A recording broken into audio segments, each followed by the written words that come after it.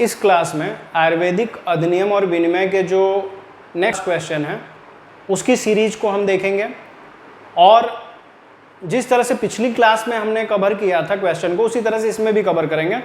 और आपसे बार बार यही कहा जा रहा है कि आप इस जो भी सीरीज आपको दी जा रही है, जो भी क्लास दिए जा रहे हैं, जो भी नोट्स दिए जा रहे हैं, आप उसको रिवाइज करते रहिए। आ रहा समझ में? अब ऐसा नहीं कि बस आप नए क्लास के इंतजार में रहिए और पुरानी चीज़ें भूलते रहिए, ऐसा नहीं है। आदर्श विद्यार्थी वही है जो पीछे जो भी चीज़ें हैं पढ़ने के लिए उनको रिवाइज कर रहा है। ऐसा नहीं कि आगे के चक्कर में पीछे वाली चीज़ भूलती रहे, ऐसा नहीं करना आपको, ठीक है। चलिए बिना देरी किए क्वेश्चन लेते हैं। सबसे पहला क्वेश्चन क्या है, रिटेल फार्मासिस्ट को एडवर्स इवेंट मिलने पर किसको सूचित करना चाहिए। रिटेल फार्मासिस्ट यानी कि जो फुटकर विक्रेता हैं को एडवर्स इवेंट मिलने पर किसको सूचित करना चाहिए, बस ग्राहक को या फार्माकोविजिलेंस सेंटर या एप्रोप्रिएट अथॉरिटी को, कोई नहीं, या लोकल पंचायत को। तो देखा जाए तो ऑप्शन नंबर बी सही होगा, फार्माकोविजिलेंस सेंटर को और एप्रोप्रिएट अथॉरिटी को, मतलब एडवर्स इवेंट मिलने पर किसको सूचित करना चाहिए, रिटेल फार्मासिस्ट को, ठीक है। अगर कुछ गड़बड़ी की शंका होती है, कुछ गलत चीज़ की शंका होती है तो सबसे पहले किसको सूचित करना है, फार्माकोविजिलेंस सेंटर को या एप्रोप्रिएट अथॉरिटी को, जो सही अथॉरिटी हो जो इसको डील कर सके उसे बता देना चाहिए, ठीक है। अगला, लोन लाइसेंस में क्या होता है। अभी जो शुरुआती क्लास चली थी उसमें भी और मॉक क्वेश्चन में भी लोन लाइसेंस का बहुत बार बात हो चुका है, और ये भी बताया गया था अगर कोई यूनिट चल रही है मैन्युफैक्चरिंग की और वहाँ पे अगर कोई दूसरा अगर मैन्युफैक्चर करना चाहता है तो लोन लाइसेंस लेकर के वहाँ पे मैन्युफैक्चरिंग करा सकता है अगर वो एग्री होते हैं तब। तो क्या है, किसी यूनिट को लोन लेकर मैन्युफैक्चरिंग कराना या किसी दूसरे के प्रीमाइसेस पर मैन्युफैक्चरिंग का अधिकार देना अंडर लाइसेंस, ठीक है, किसी को लोन देना या लाइसेंस एक्सटेंशन वाली, ये ऑप्शन बी सही होगा, ठीक है। अगला क्वेश्चन देखिए, एएसयू मैन्युफैक्चरिंग में सैनिटेशन एसओपी का प्रमुख लक्ष्य क्या है। सैनिटेशन एसओपी का मुख्य लक्ष्य क्या है, ऐसा क्वेश्चन आपको पिछली सीरीज में भी मिला था, उसी तरह का क्वेश्चन है लेकिन थोड़ा सा अलग है। किस लिए प्रमुख लक्ष्य क्या होता है, केवल एप्रियंस ठीक करना, जी नहीं। कंटेमिनेशन रोकना और प्रोडक्ट सेफ्टी सुनिश्चित करना। कंटेमिनेशन यानी कि जो खराबी है, जो खराब चीज़ें मिल रही हैं, जो गंदगी मिल रही है, कंटेमिनेशन मतलब जो गंदगी, अशुद्धता, उसको रोकना, प्रोडक्ट की सेफ्टी सुनिश्चित करना, ये क्या है, एएसयू मैन्युफैक्चरिंग के में सैनिटेशन एसओपी का प्रमुख लक्ष्य होता है। ड्रग एंड कॉस्मेटिक एक्ट कौन सा सन है, ड्रग एंड कॉस्मेटिक एक्ट का 1954 के अंतर्गत एडल्ट्रेट दवा का अर्थ क्या है, बताया जा चुका है कई बार। किसी भी दवा का सही होना, जी नहीं। दवा में ऐसी अशुद्धियां हों जिससे एफिशिएंसी, क्वालिटी प्रभावित हो, या वनली एक्सपेंसिव ड्रग, या सिर्फ एक्सपायरी वाली दवा, ऑप्शन बी सही होगा। दवा में ऐसी अशुद्धियां हों जिससे एफिशिएंसी और क्वालिटी प्रभावित हो सकती है, ठीक है। अगला, एपीआई के अनुसार शोधन प्रक्रिया किस लिए उपयोग होती है। बोले थे ना पिछली क्लास में आपको कि संस्कृत के कुछ ऐसे शब्द होंगे जिन्हें इस तरह से भी आपको एग्जाम में देखने को मिल जाएगा, तो कंफ्यूज नहीं होना है, पढ़ने आना चाहिए बस आपको, ठीक है। शोधना लिखा हुआ है लेकिन शोधन ही पढ़ना है। तो एपीआई के अनुसार शोधन प्रक्रिया किस लिए उपयोगी होती है, केवल टेस्ट इंप्रूव करने के लिए नहीं, कुछ रार ड्रग के टॉक्सिक कॉन्स्टिट्यूएंट्स को घटाने और उन्हें सुटेबल बनाने के लिए, फिर है पैकेजिंग के लिए या मार्केटिंग के लिए। तो ये ऑप्शन बी सही होगा। किस लिए, कुछ रार ड्रग्स यानी कि कुछ कच्ची दवाइयां हैं, उनके टॉक्सिक कॉन्स्टिट्यूएंट्स यानी कि जो जहरीले उसमें पदार्थ हैं उसको घटाने के लिए और उनकी उन्हें सुटेबल बनाने के लिए। तो बताया गया ना आपको, आयुर्वेद में बहुत सारी ऐसी दवाइयां हैं जिनमें कुछ नशीले पदार्थ हैं, मादक पदार्थ है, कुछ जहरीले पदार्थ है, तो शोधन करके ही उनका प्रयोग किया जाता है, तो इसीलिए जरूरी है, ठीक है। एनसीआईएसएम के तहत अंडर ग्रेजुएट कॉलेज के स्टैंडर्ड्स कौन तय करता है। अंडर ग्रेजुएट कॉलेज का स्टैंडर्ड कौन तय करेगा, स्टेट पुलिस, जी नहीं। एनसीआईएसएम द्वारा नियत मानक रेगुलेशन या लोकल पंचायत या सेलिब्रिटी पैनल, जी नहीं। एनसीआईएसएम द्वारा नियत मानक रेगुलेशन, एनसीआईएसएम के तहत अंडर ग्रेजुएट कॉलेज के स्टैंडर्ड्स कौन तय करता है, एनसीआईएसएम के द्वारा ही तय होता है। जो रेगुलेशन, उसके रूल रेगुलेशन बने उसके अंतर्गत ही ये चीजें तय होती हैं। अंडर ग्रेजुएट कॉलेज के स्टैंडर्ड एनसीआईएसएम ही तय करता है, ये चीज समझ लीजिए। आयुष लाइसेंसिंग की रिस्पॉन्सिबिलिटी किस स्तर पर अधिक रहती है, केवल central government, state Ayush drug authority, foreign agencies, market association. तो आयुष लाइसेंसिंग की रिस्पॉन्सिबिलिटी किस स्तर पर अधिक रहती है? वो रहती है स्टेट आयुष और ड्रग अथॉरिटी के लेवल पे बहुत ज़्यादा रहती है। ठीक है, अगला क्वेश्चन देखिए। अगला क्वेश्चन क्या रहा? सेचुअलिटी में इन प्रोसेस कंट्रोल से आशय क्या है? इन प्रोसेस कंट्रोल से क्या आशय है? क्या सिर्फ फाइनल टेस्टिंग? जी नहीं। मैन्युफैक्चरिंग के बीच में क्वालिटी चेक्स रखना, पैकेजिंग डिजाइन या मार्केटिंग एक्सक्यूशन? क्या है? सेचुअलिटी में इन प्रोसेस कंट्रोल से मतलब है मैन्युफैक्चरिंग के बीच में क्वालिटी चेक रखना। ठीक है, याद रखना है, इन प्रोसेस है ना, तो इसलिए मैन्युफैक्चरिंग के बीच में क्वालिटी चेक रखना। मिस ब्रांडेड और स्पूरियस में मुख्य अंतर क्या है? बार बार बताया जा रहा है, मिस ब्रांडेड और स्पूरियस। मिस ब्रांडेड क्या है? दोनों सेम है? जी नहीं। मिस ब्रांडेड क्या है? लेबल रिप्रेजेंटेशन, और स्पूरियस नकली और गलत दवा हम कह सकते हैं, या नकली या गलत आइडेंटिटी कह सकते हैं, नकली या गलत आइडेंटिटी कह सकते हैं। स्पूरियस ओनली एक्सपायर्ड है, मिस ब्रांडेड क्वालिटी बेस्ड है। जी नहीं, ये ऑप्शन बी सही होगा। ऑप्शन बी क्या है? मिस ब्रांडेड क्या है? लेबल रिप्रेजेंटेशन गलत तरीके से, और स्पूरियस नकली या गलत आइडेंटिटी हो जाएगी। ठीक है, तो दोनों का दिया हुआ है गलत।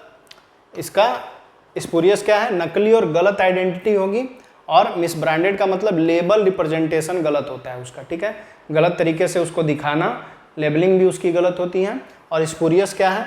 नकली और गलत आइडेंटिटी होती है। ठीक है, अगला क्वेश्चन, आयुर्वेदिक फार्मेसी की प्राइमरी रिस्पॉन्सिबिलिटी कौन सी है? आयुर्वेदिक फार्मेसी की प्राइमरी रिस्पॉन्सिबिलिटी क्या है? सिर्फ sale, safe dispensing, labelling, storage, patient counselling and regulatory compliance, या सोशल मीडिया मार्केटिंग, या कोई नहीं।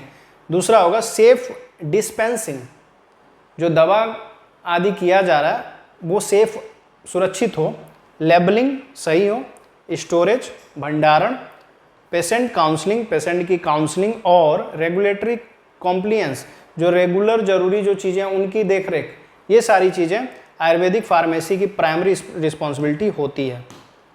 अगला क्वेश्चन देखिए, एपीआई पार्ट 1 किस प्रकार की सूची देता है? पिछली मॉक क्वेश्चन की सीरीज में ये क्वेश्चन आया था, लेकिन उसमें ऑप्शन में पार्ट 1 दिखा था। तो जब पार्ट 1 दिखा था तो क्वेश्चन में पूछा गया था क्या चीज़ है उसका डीलिंग, तो यहाँ पे आंसर आपको बताना है कि एपीआई पार्ट 1 किस प्रकार की सूची देता है। सिंगल ड्रग मोनोग्राफ का, हॉस्पिटल पॉलिसीज़ का, सिलेबस का, एडवर्टाइजमेंट लिस्ट का। तो ये किसकी पॉलिसी देता है? सिंगल ड्रग मोनोग्राफ का, याद रखना है। अगला क्वेश्चन देखिए, जीएमपी डॉक्यूमेंटेशन में एसओपी का फुल फॉर्म क्या है? जीएमपी डॉक्यूमेंटेशन में एसओपी का फुल फॉर्म आपको बताना है। तो एसओपी कई बार आ चुका है, पिछली क्लास में भी था, इस क्लास में भी एसओपी है।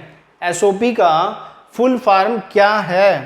तो एसओपी का फुल फॉर्म है standard operating procedure, standard operating procedure. अगला क्वेश्चन, मैन्युफैक्चरिंग यूनिट में वाटर क्वालिटी का कंट्रोल किस लिए आवश्यक है? बस फ्लेवर के लिए? जी नहीं। कॉन्टिमिनेशन रोकने व प्रोडक्ट सेफ्टी के लिए, एनर्जी सेविंग के लिए, या किसी लिए नहीं? किस लिए? कॉन्टिमिनेशन रोकने व प्रोडक्ट सेफ्टी के लिए, मतलब कि खराबी रोकने के लिए या अशुद्धियां रोकने के लिए और सेफ्टी के लिए, प्रोडक्ट सेफ्टी के लिए। अगला क्वेश्चन क्या है, ड्रग एंड कॉस्मेटिक रूल में सेच्यूल का प्रयोग किस लिए होता है? सिर्फ कैलेंडर के लिए? जी नहीं। सेच्यूल यानी कि हम क्रमबद्ध कह सकते हैं, सारणीबद्ध भी कह सकते हैं। इसका प्रयोग किस लिए होता है? अलग अलग टेक्निकल रेगुलेटरी रिक्वायरमेंट्स डिफाइन करने के लिए, अलग अलग रेगुलेटरी रिक्वायरमेंट्स डिफाइन करने के लिए सेच्यूल का यूज किया जाता है। ठीक है। अगला, आयुष प्रोडक्ट की इंपोर्ट एक्सपोर्ट पर किसका नियंत्रण पड़ता है या किसका नियंत्रण होता है? एक्सपोर्ट इंपोर्ट आयात निर्यात पर किसका नियंत्रण होता है? केवल स्टेट गवर्नमेंट का, सेंट्रल ड्रग अथॉरिटीज, या कस्टम पर एप्लीकेबल रूल्स के हिसाब से जो होते हैं उनके हिसाब से, या लोकल मार्केट ओनली, या कोई नहीं? तो केवल स्टेट गवर्नमेंट आयुष प्रोडक्ट के इंपोर्ट एक्सपोर्ट पे? जी नहीं। बी वाला ऑप्शन सही होगा। सेंट्रल ड्रग अथॉरिटीज और कस्टम्स जो एप्लीकेबल रूल्स हैं वो इसके ऊपर नियंत्रण रखते हैं। ठीक है, एक्सपोर्ट इंपोर्ट पे। अगला क्वेश्चन देखिए, कह रहा फार्मासिस्ट को इन्वेंट्री में कंट्रोल्ड सब्सटेंस के लिए क्या मेंटेन करना चाहिए। इसी तरह से क्वेश्चन बनेंगे एग्जाम में, कुछ ऐसे ही क्वेश्चन आपको, भाषा इंग्लिश की ही रहेगी, हिंदी और इंग्लिश के ही कंटेंट ऐसे दिखेंगे एग्जाम में, याद रखिएगा। पूरी तरह से हिंदी में भी कुछ क्वेश्चन हो सकते हैं, कुछ ऐसे भी क्वेश्चन हो सकते हैं, इसलिए बताया जा रहा है। मॉडर्न में जब आप घुसोगे ना, आयुर्वेद में जब मॉडर्न और आयुर्वेद दोनों मिक्सअप करके क्वेश्चन पूछेगा तो इसी तरह से आ जाएगा, ठीक है। जब फार्माकोपिया जब बनेगा ना, फार्माकोपिया से क्वेश्चन, ऐसे क्वेश्चन दिखेंगे, ठीक है। फार्मासिस्ट को इन्वेंट्री में कंट्रोल्ड सब्सटेंस के लिए क्या मेंटेन करना चाहिए। सिर्फ कैश बुक, जी नहीं, special register, records as per NDPS, drug rules, ये होना चाहिए, कोई नहीं, और सोशल मीडिया पोस्ट नहीं होगा। अगला क्वेश्चन, एपीआई के मोनोग्राफ में किस तरह की पहचान के तरीके हो सकते हैं। एपीआई के मोनोग्राफ में किस तरह के पहचान के तरीके हो सकते हैं। ऑर्गेनोलेप्टिक्स, माइक्रोस्कोपिक्स, फिजियोकेमिकल, फिजिकोकेमिकल और टीएलसी आदि, ये हो सकता है। ऑप्शन ए सही होगा, ऑर्गेनोलेप्टिक्स, माइक्रोस्कोपिक और फिजिकोकेमिकल और टीएलसी आदि ऐसे पहचान के तरीके उसमें हो सकते हैं, ठीक है। मॉडर्न मतलब कि एलोपैथी में भी ये चीज़ें लागू होती हैं। सेचुरिटी के अनुसार पर्सोनेल के लिए क्या जरूरी है। पर्सोनेल क्या है, जब स्टाफिंग की बात हो, कर्मचारियों की बात हो, तो वहाँ पे पर्सोनेल होता है, ठीक ना, अंग्रेजी में वही स्टाफिंग को ही समझ सकते हैं। कोई क्वालिफिकेशन है, सेचुरिटी के अनुसार पर्सोनेल के लिए क्या जरूरी है, मतलब कि जो कर्मचारी स्टाफ है उनके लिए क्या जरूरी है। कोई क्वालिफिकेशन नहीं, ये तो कतई नहीं होगा। Trained and qualified technical staff as per rule, ये सही होगा। बस वॉलंटियर्स नहीं होगा। सेलिब्रिटी इनरोलसेंस नहीं होगा। सेलिब्रिटी एंडोर्समेंट नहीं होगा, ठीक है।